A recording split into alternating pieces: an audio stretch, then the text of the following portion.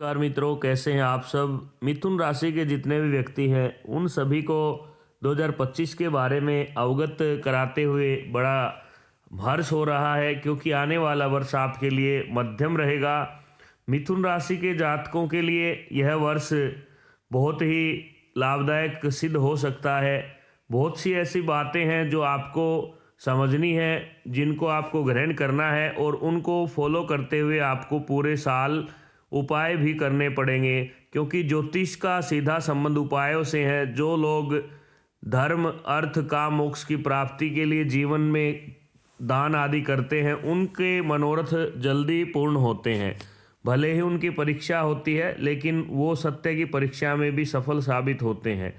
2025 का वर्ष आपके लिए बहुत शुभ रहेगा। पारिवारिक जीवन सामान्य रहेगा और वर्ष के प्रारंभ से 14 मई तक गुरु 12वें घर में रहने से भूमि वाहन का लाभ आपको मिल सकता है। आप नया वाहन खरीद सकते हैं, नई गाड़ी आपके घर में आ सकती है।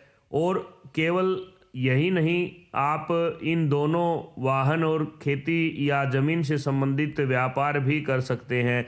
यह भी आपके लिए एक बहुत अच्छी खुशखबरी है। तो आपको अगर इस दोनों कार्यों में इंटरेस्ट है तो आप अपना नया बिजनेस भी गाड़ियों से संबंधित या ज़मीन से संबंधित कोई भी काम शुरू कर सकते हैं। यह भी आपके लिए शुभ रहेगा, क्योंकि भूमि वाहन पर खर्च होने के साथ साथ आप इससे संबंधित व्यापार भी कर सकते हैं।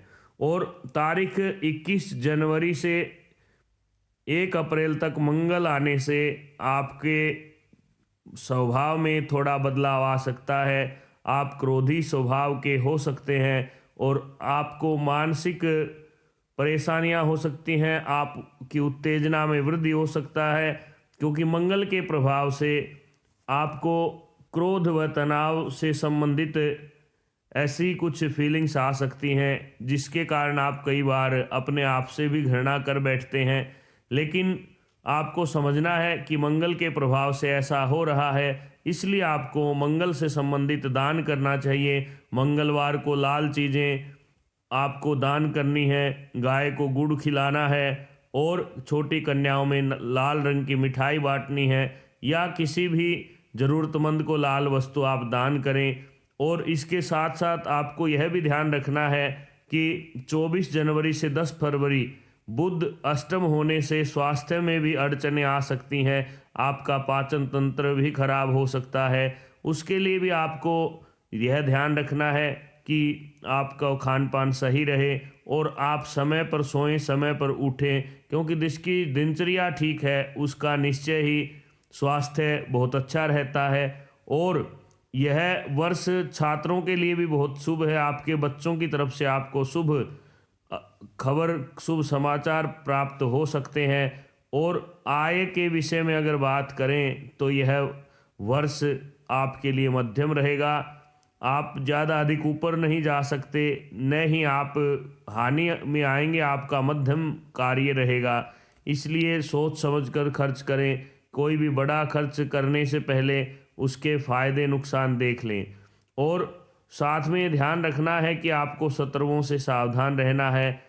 और शत्रु 3 प्रकार के होते हैं। एक शत्रु आप स्वयं अपने विचारों के कारण नकारात्मक होना भी शत्रुता ही है। दूसरा, आपके जो भी कोई प्रतिद्वंदी हैं वो भी आपके शत्रु बनकर आपको मीठा बनकर काट सकते हैं। तो इसलिए आपको बड़े समझदारी से रहना है और किसी के साथ लड़ाई झगड़ा नहीं करना है। अगर ऐसा कोई भी आपको ऐसा मौका या ऐसी कोई बात होती है कि आपको लगे कि यहाँ पर आपके साथ कुछ लड़ाई झगड़ा हो सकता है, तो उस स्थान को आप त्याग दें, क्योंकि पहले सूचना मिलने के बाद भी अगर आप अपने आप को नहीं समझा पाते हैं तो फिर कोई भी ज्योतिषी या कोई साधु ब्राह्मण आपका भला नहीं कर पाएगा। तो इसलिए सावधान रहें, लड़ाई झगड़ों से दूर रहें और नए कार्य की आप शुरुआत कर सकते हैं, नया बिजनेस शुरू कर सकते हैं।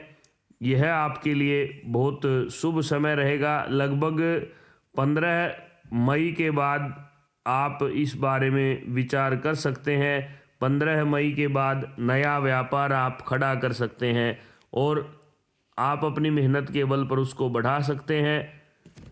कभी कभी आपको ये चिंता रहती है कि कौन सा महीना हमारे लिए चिंतनीय है, तो आपको बता दें, जनवरी, मई और सितंबर, इन 3 महीनों में आपको थोड़ा सावधान रहना है। बात आती है उपाय की, क्या उपाय करना चाहिए। तो उपाय की अगर मैं बात करूं, तो इसमें सभी ग्रहों का अलग अलग उपाय होता है। तो सबसे पहला उपाय, आपको प्रत्येक अमावस्या को पीपल में तिल के तेल का या सरसों के तेल का दीपक जलाना है और प्रदक्षिणा करनी है, पीपल को जल देना है, विप्र को भोजन कराना है।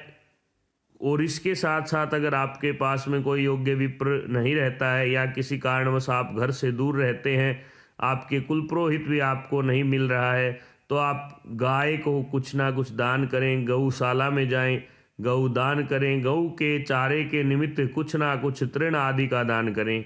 और हरा चारा 5 बुधवार को आपको गौशाला में देना है। ये सब छोटे छोटे उपाय आप करते रहिए, देखिए आपके जीवन में निश्चय ही कितना बदलाव आता है। हम आपको 200% भरोसा दिला सकते हैं कि आपके जीवन में बदलाव निश्चित है। फिर भी अगर ज़्यादा समस्याएं आपको घेर करके बैठी हुई हैं, तो आपको ग्रह शांति का हवन योग्य ब्राह्मण को बुला करके ग्रहमुख आहुति देख करके यह यज्ञ करवा लेना चाहिए।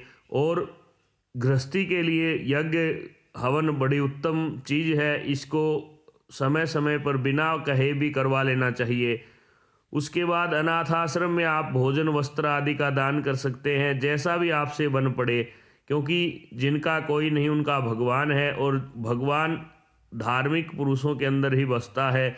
भगवान दानी व्यक्तियों के माध्यम से ही ज़रूरतमंद को देव रूप में मदद करने के लिए भेजता है। तो इसलिए आप खुश होकर के ये सब करिए। धन्यवाद, आपका दिन शुभ हो।